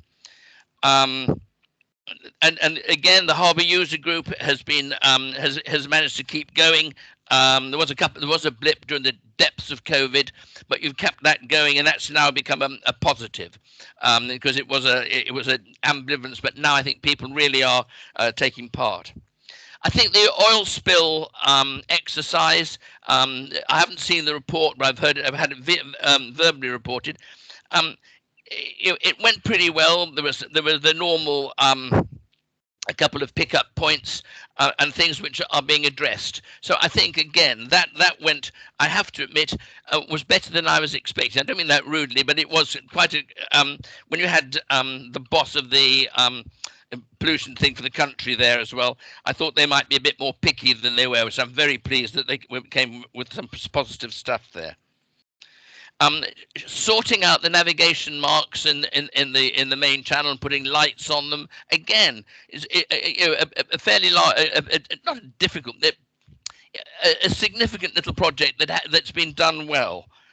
And the other, I suppose, the biggie of the year was you have an excellent dredging campaign, catching up from years of silting up, and the contractor and your own team did well, making that work almost without incident. I will talk about it afterwards.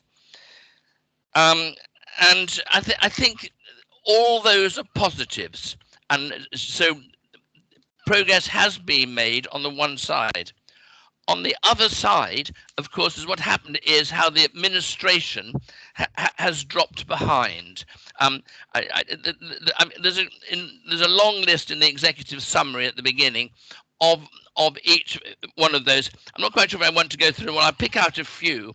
I think that I think really ought to be brought to attention, particularly those that have been sort of long-standing points. And the first one, is I've touched on before, is the gapping of the harbour master's post for, I don't know what it is now, 2.5 years or something like that, all sorts of reasons. But as I said, it came home to bite us when suddenly we hadn't got a staff, people were going off on furlough, etc., and just trying to keep the day-to-day show on the road versus the management. One gave way to the other. I think there's a whole lot of things. The safety management system that you have in place and your navigation risk assessments have fallen behind. Now, in some ways, these sound to be administrative problems rather than big problems. They are only administrative problems until something happens. And then unfortunately, the MAIB and the MCA, etc., the first thing they do is pounce on them. And I really do mean pounce on them. They ask you to freeze them and you and deal with them. So we must get these back up to standard as quickly as we can. Again, coming down, coming down here. The other one is that incident recording and incident investigation and incidents are not traditionally, have not been handled well since I've been your designated person, but they were getting better. However, the system was tried significantly when the dredger that was doing your dredging operation hit a pontoon in fog near the end of the contract, or I might be at the very end of the contract. Anyway, near the end of the contract. Now, this was a reportable accident that should have gone to the Marine Accident Investigation Branch. It should have been investigated in the manner that your own system says it should be done, and it wasn't. Now, this is due to availability, all sorts of reasons. But again, hopefully, guarding against yourselves, failing to a commercial incident, a commercial vessel involved like this thing normally is followed up by P&I clubs following you in, ships insurers coming in. Fortunately, the vessel owner was equally as keen not to escalate this. And I think we were very fortunate with, it sounds like awful things, fortunate who hit it, but this could have been Westminster Dredging or something. We could still be dealing with this as insurance claims and be very awkward. And in particular, I think the last thing I think really want to emphasize, this point that I made right at the beginning, is that you are operating a it sounds minor, but it's actually quite large in comparison with what goes on in your harbour. The Blade Runner coming in and out every day, and we recommended, or my company recommended for you a whole lot of extra control measures to make sure that that operation was conducted safely, without the recourse of you having to become a pilotage authority. And you remember from the talks I've given to you about why I've been trying to let you avoid that. Now, that was something that I recommended and wasn't taken forward. So again, that could have very nastily come to light had this incident been escalated any further, or the investigation to be done properly. So I do know now things are happening about it, and again, Sean will talk about it when he talks about the Get Well program.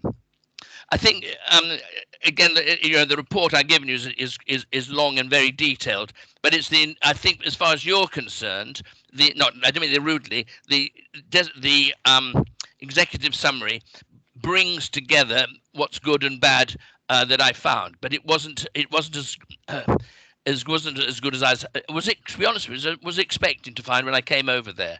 Because although we have our monthly meetings, Teams meetings through COVID, this bit, the fact that it was falling behind sort of missed our attention until fairly near before I came over to do the actual audit to actually accentuate what was going on. So at the end of the audit, we said that maybe it'd be a good plan if I were to come over and do a re-audit, and again, it's in 6 months after the previous one, which I would imagine is going to be in the spring of this year. However, our contract, America's contract with you, runs out before then, so hopefully that you'll re-engage us. If not, that I would very much suggest our successor to get right in there and look at it again, because at present you're on the cusp of compliance or non-compliance. So are there any questions? Thank you, David. We're digesting what you've told us, David, and I'm sure that some of the recommendations we're going to implement, and we're going to ask how and when we're going to implement some of them anyway, at least from what you said. I'm being assured that sometime in the spring will be okay for an audit by you. You'll have to deal with, is it Alex, in terms of the contract, but Alex will speak. It's Sean I deal with, but I've got all three of them on friends and family on my phone.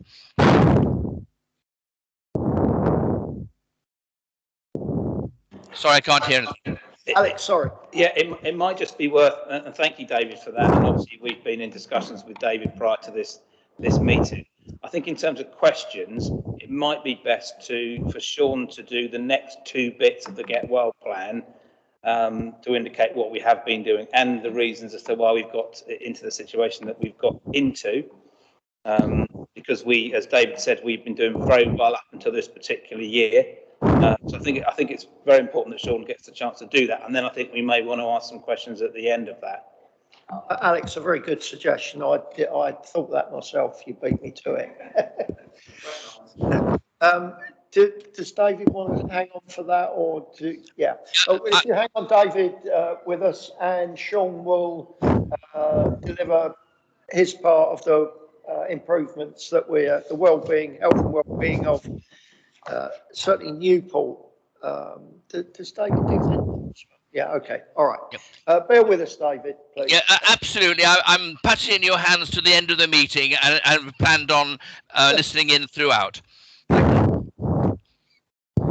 For colleagues, I suggest that Sean does talk to us about the Get Well plan, which is page 57 to 58. Thank you, Chair. As Chair said, you've got a copy of the latest Get Well plan in your papers. That includes the action points arising from the latest audit, which was October last year, which David was referring to. As David stated, some of the systems have fallen behind. I think there's a number of reasons for that. The significant delay in implementing the new staff restructure in terms of getting the staffing paper written, signed off. There has been a considerable delay. However, I would say that during the intervening period, due to circumstances, we have been staffing the harbour around the tides, which was the principal aim of the staffing restructure. So by default, we have been doing that.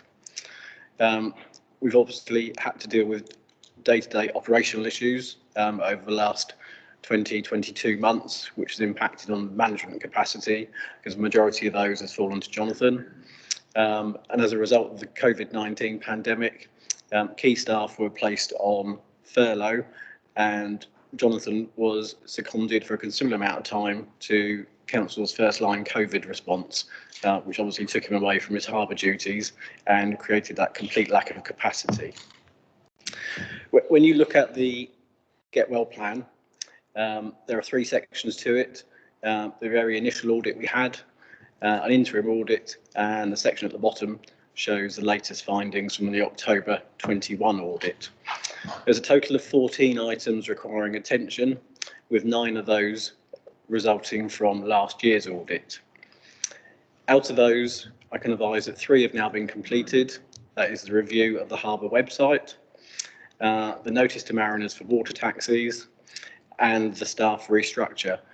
That has been signed off and has been partially implemented. As Jonathan advised, one of the harbour labourers left the council's employment at the end of December, and the advertisement for replacement staff is anticipated will go live on Friday the 21st of January. One of the other items is the general directions, and they're on today's agenda, and if accepted, consultation will commence on those in early February, so they're well on the road to completion. The remaining items are all in progress, with a scheduled completion date by the end of April, which will dovetail in nicely with David's recommendation for a further audit in 6 months, which we plan on scheduling for May this year.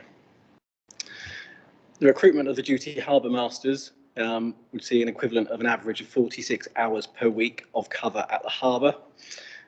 This will reduce the operational pressures on Jonathan and help ensure that issues identified in the audit do not recur. It's a very similar story with Ventnor. You've got the Get Well plan there. There's 23 actions from the initial audit at Ventnor. However, only 4 of those have been completed.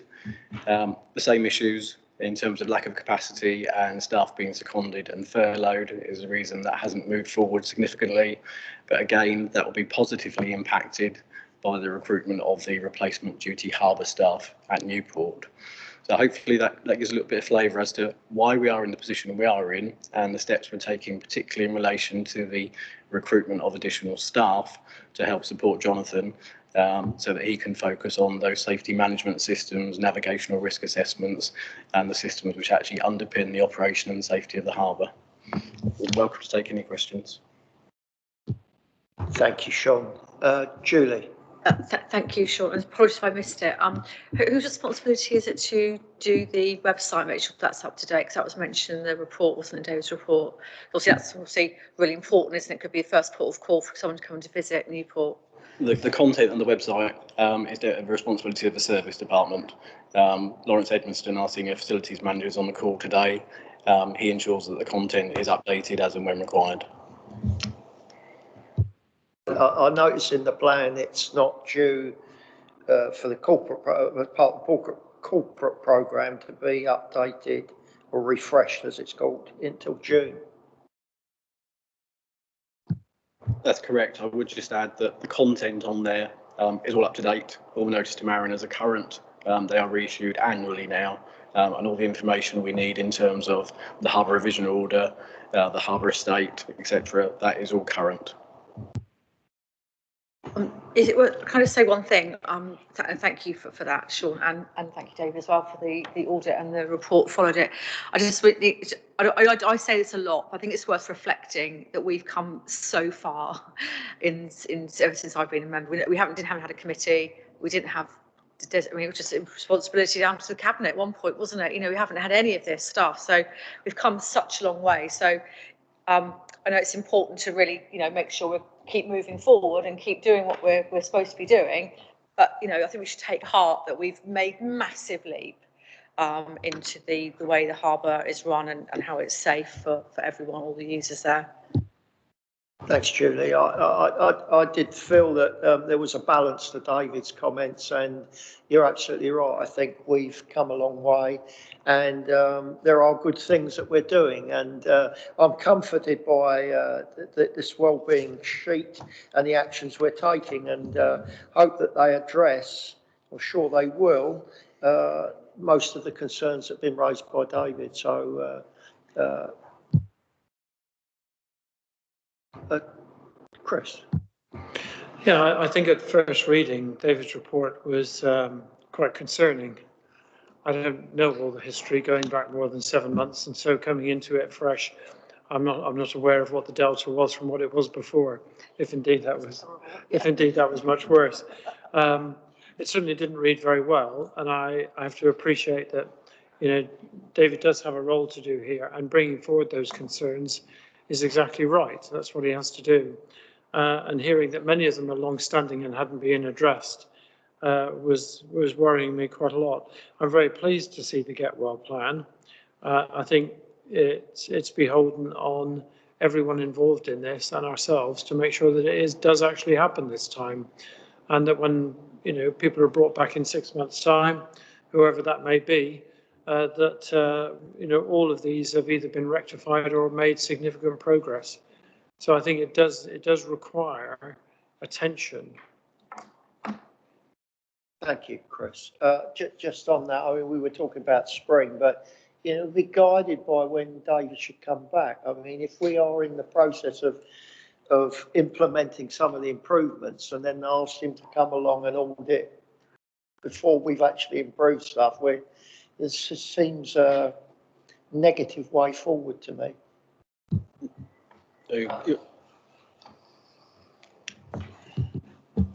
Yeah, we can take that away and discuss that with David and see when the best time to do that is. As you said, we need to make sure that we've undertaken that work so that when David does come back, we need to get on with that quite quickly. Just echoing the point that I think Councillor Julia Evans is making, this is something that we've embarked on in the last few years. We need to remember that it's a journey. The council's been managing Newport Harbour for many years, and it's only been fairly recently we've recognised our responsibilities and appointed David and had this committee and started this journey. So we are heading in the right way. Admittedly, it's unfortunate that didn't happen 30 years ago, but we've recognised our responsibilities and we're moving things forward. And David, I think up until fairly recently, has been relatively happy with the progress. There are some lessons to be learned here. I think one is, who do we, in the COVID situation, where do our priorities lie? We still have to run services during that period, and maybe we maybe we overlooked some of that. But obviously that was very difficult when you're in a pandemic situation, trying to get staff to do other things. I think secondly, and the bit that I find extremely frustrating and I intend to take away from this meeting, is why we can't, for frontline services, get restructure and staffing plans agreed quickly. And, you know, that is something internally that we need to raise. It's not appropriate for these things to take months when there's frontline services that are struggling. So I think that's something we need to take away from this. And I think we've certainly discussed that, and hopefully that won't happen again. But it is important that things get signed off quickly, or if they're not going to be signed off, for us to put plans in place to deal with it, rather than just keep waiting. Yeah. Thanks, Alex. I mean, obviously, we with a report like that as a committee, it would be normal for us to show concerns, but we're encouraged by all the work that's gone in. That it is a journey, that we have a bit further to go, but that we're doing the right thing, and none of us would be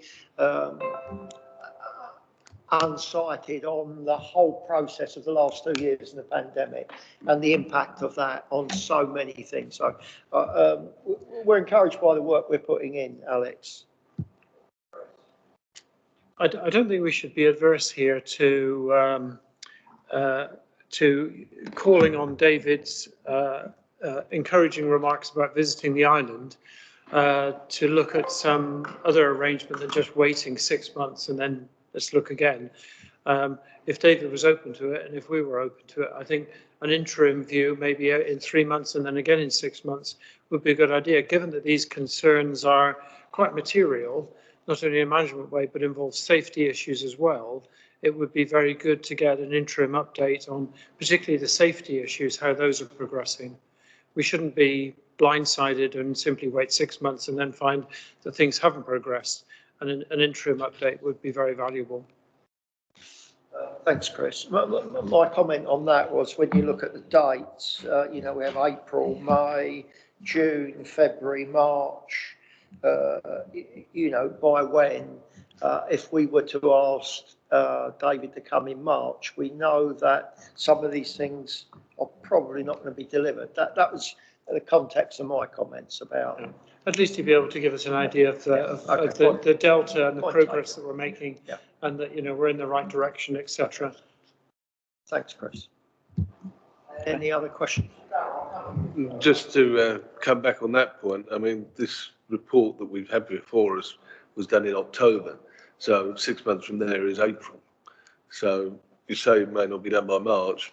April's only 1 more month further down the line, but then that's where I'd expect an interim report to be done. So, I mean, more generally looking at it, I was concerned, as I think others were, about the number of things that have been sort of left. You know, we've got a report here that says that things were in the previous report and hadn't been done. And for me, that's always a big red flag when you get something like that, because it means it's being left. But I'm reassured by some of the things that Sean has said about, you know, bringing forward things and the get well plan. But it's clear that things have drifted.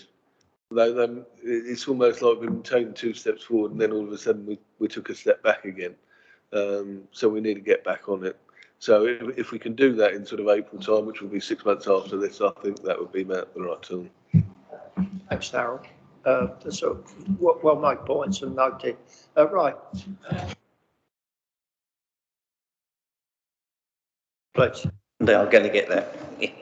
If I understand the situation correctly, it's the problem is not in our control or Alex's control, Sean's control, is it? It's staffing is the issue. It's causing the backlog. Am I right in that conversation? Because certainly that's a couple of the concerns. Some of the other concerns which are being addressed were less to do with staffing. But we can't avoid the fact that, and you're in business as well, Ray, you know, that COVID has been a very difficult big interruption. time for all and of it is us. an interruption with staffing levels too, isn't it? And we, as a committee, we should be mindful of the pressure that these guys are under, to have more staff available. So it does need to be addressed, doesn't it? Certainly not here to hold people to account in that way, right? We're trying to make our harbours a better place and safer and more amenable, and that's the purpose of the committee. But and we understand that you know, operation problems, they're difficult. Staffing has been a problem and remains a problem, and not just the council, elsewhere on the island. Okay.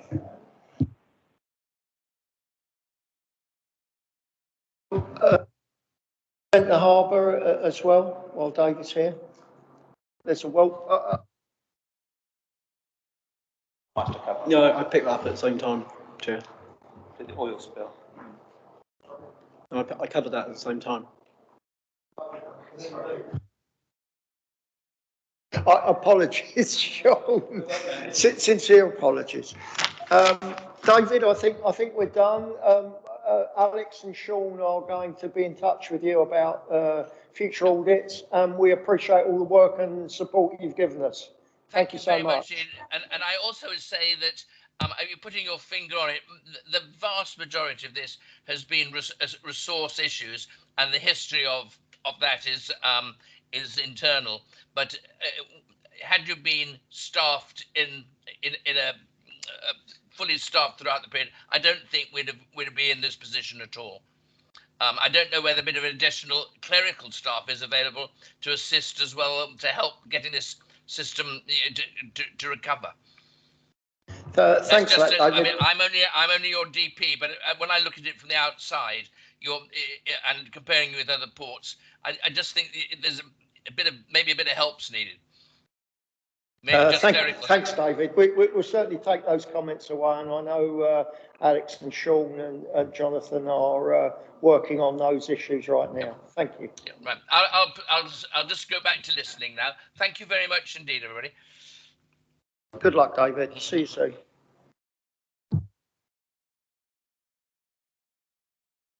The oil spill exercise, that was Jonathan. Did you do that, or was that Sean? That was a desktop we did, wasn't it? I'm going to provide the report, Chair.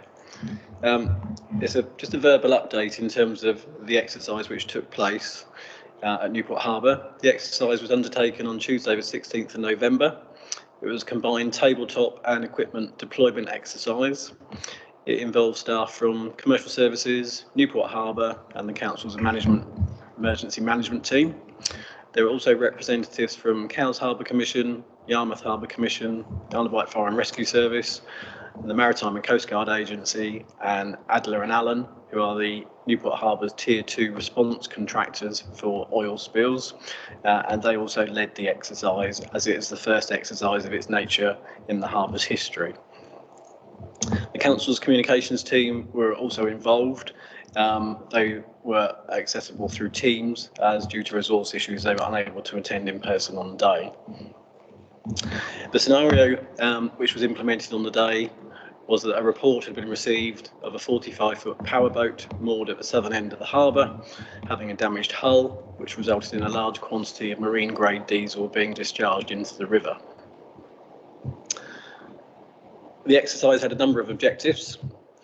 The primary ones were to validate the oil spill contingency plan for the harbour, record any discrepancies or potential problems for future action, to exercise and develop the necessary skills required of key individuals in dealing with a Tier 2 oil spill, which was categorised as, to set up a joint oil spill management team and incident command centre, which was established at the Harbour Office, to test the operational interface between Newport Harbour, Adler and Allen and the Category 1 responders. They are Category 1 responders being local contractors employed through the harbour. To test the capabilities, response times and deployment of physical resources and personnel. The physical resources typically include the booms which were deployed across the river. To use the most appropriate available resources to make the response effective. To exercise and refresh the deployment skills of the Tier 1 responders. It's worth pointing out that whilst they previously had training, they hadn't actually participated in exercise. To consider arrangements for disposal of recovered oil and oily waste. To confirm that the harbour's oil spill contingency plan fully considers the environment and habitat regulations in controlling and cleaning up pollution from the harbour area. to log all documents, information and actions, and to assist and prevent insurance claims and to reduce costs, and to test the operation of the incident command centre itself. During the course of the incident, the communications team were briefed and media statements were prepared, but as it was an exercise, these weren't issued. A copy of Adler and Allen's debrief report, which includes a number of recommendations, was received by staff shortly before Christmas, and that is currently being reviewed. In conjunction with Adler and Allen, we'll be reviewing the oil spill contingency plan and preparing a revised copy, taking on board their recommendations. And we'll be submitting this for validation to the Maritime and Coast Guard Agency later this year. The plan is actually in its 5th year, and it is a statutory requirement. Every 5 years it needs to be reviewed and resubmitted to the MCA, so the exercise was quite timely and will fulfil that purpose as well.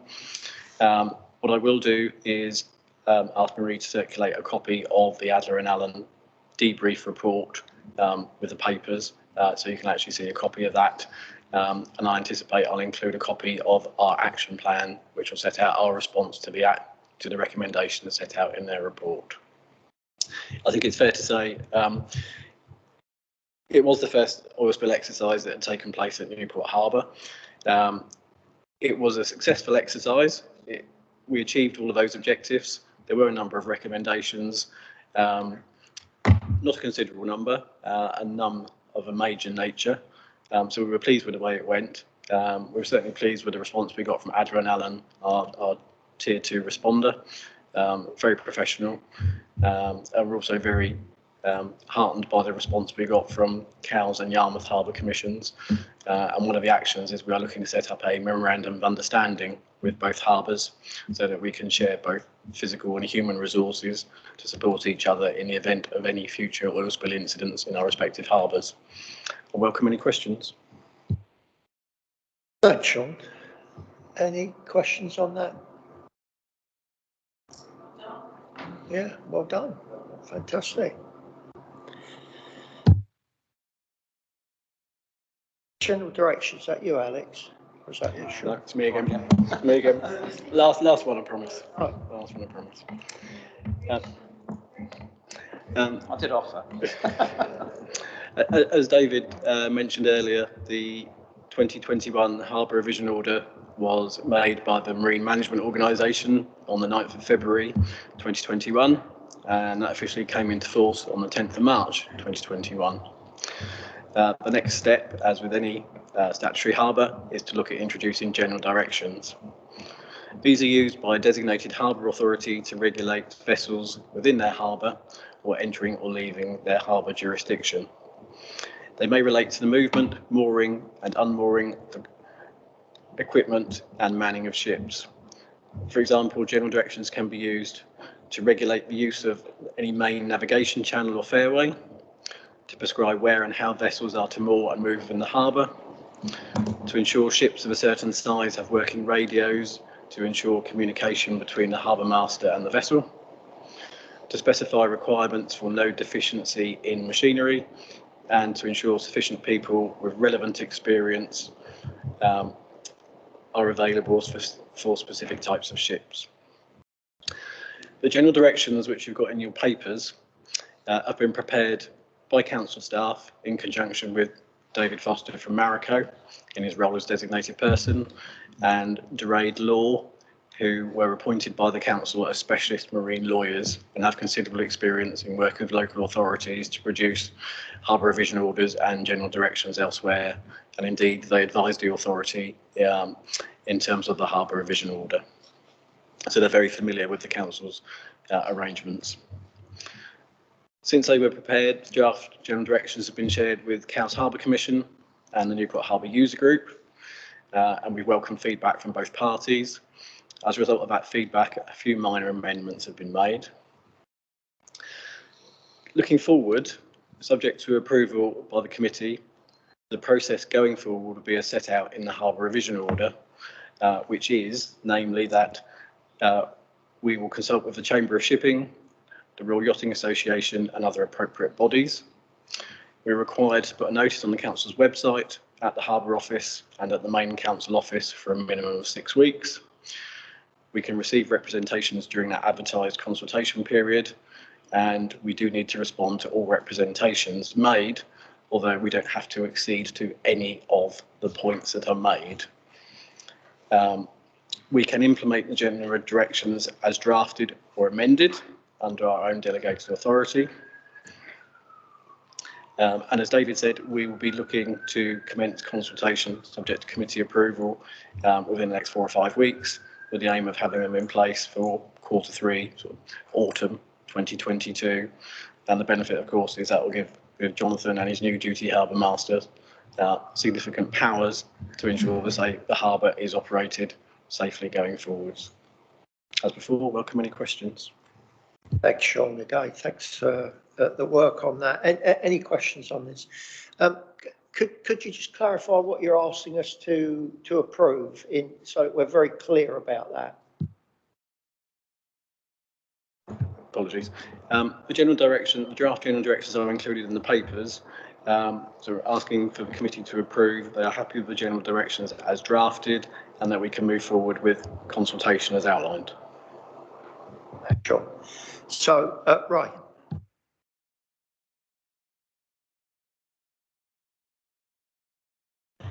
You've got in there prohibited activities, section E, navigation of hovercraft anywhere within the harbour. Island Harbour do repairs on hovercraft. Do they have permission to test it in your waters then?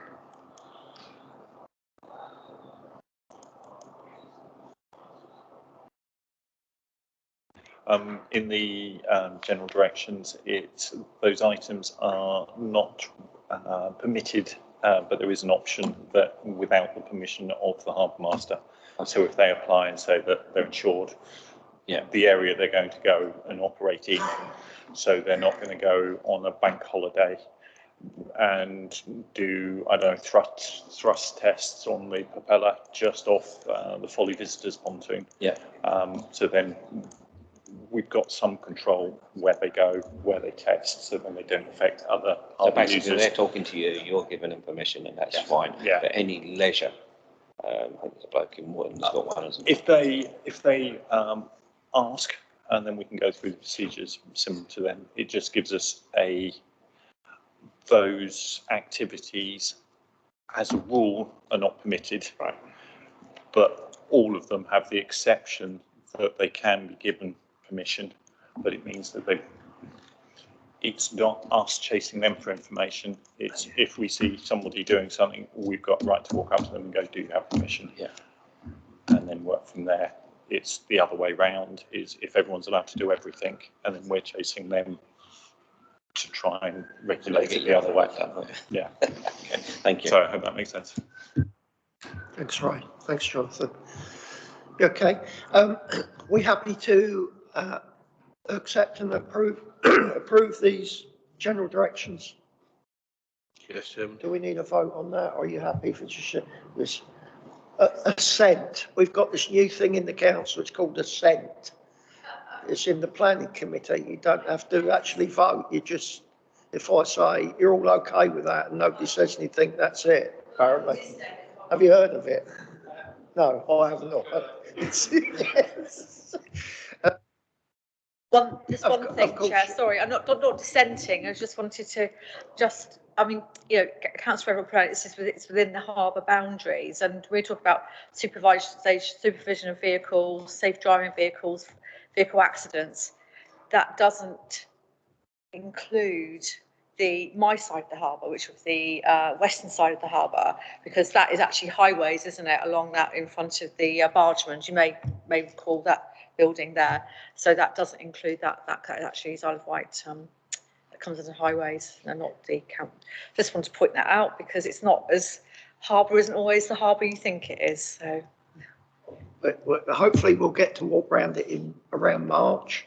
And I think for comfort, I think it's 20 mile an hour along there, Julie. And soon to be more across Newport, I hear, Councillor Jordan. Yes. And Wootton as well, yeah. Oh. Alex. I think just it might be worth saying it seems the appropriate juncture to do it. David commented on our ability to get the harbour revision order through in the last months. We've been trying to do that for many years. I think it's probably worth just saying this is part of the harbour revision order, you know, as Sean mentioned, to allow us to produce general directions that allow us to manage the harbour in a modern way, rather than looking back at all those ancient bylaws that are completely irrelevant and have been irrelevant in the past.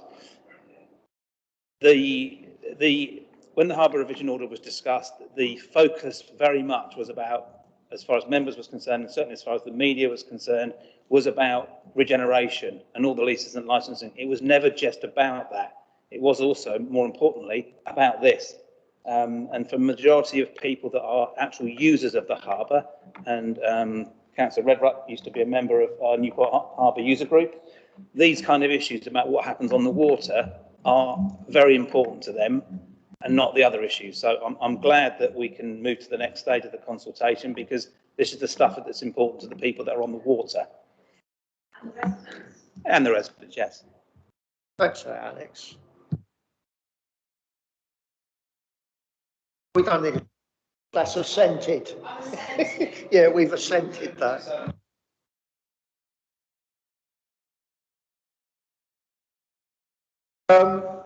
Members' question time. Any questions? You've had a good go. Come on. It's 10 past now. I've got one question, and it's a general question, Alex, Sean. There were questions about the capital bid for the harbour and what they were, not entirely in detail, but in general sense what they were for this year. There were questions raised under the budget setting process. I wonder if you could just explain to the committee some of the general costs, general reasons for the capital bid that we've made. Thank you, Chair. As councillors will be aware, we're just completing phase 1 of the more urgent repairs to the historic walls at the southern end of Newport Harbour. That was always intended to be the first phase of repairs to the harbour walls. Capital bids have previously been submitted for future phases, those phases being over 5 years. The capital bid, which was resubmitted this year, was for the next 5 years of repairs to harbour walls based on the last condition survey, which was carried out 2018. So it was an updated version of a previous capital bid, with those sums uplifted to reflect the impact of inflation and also Brexit and COVID. So it's a continuation of the repairs to the harbour walls in a phased manner, reflecting the priority of those repairs. So that's sure. You okay with that, Chris, especially? Darren. Right. No other questions. 4:15, we'll close the meeting. I'd like to just thank all the staff for your work, your effort and your support to us as members, and I'd like to thank Ray, Darrell, Julian, Matt's gone as well, and Chris for your continued support, trying to help us make our harbours a better service and a safer place for users to be. So thank you all.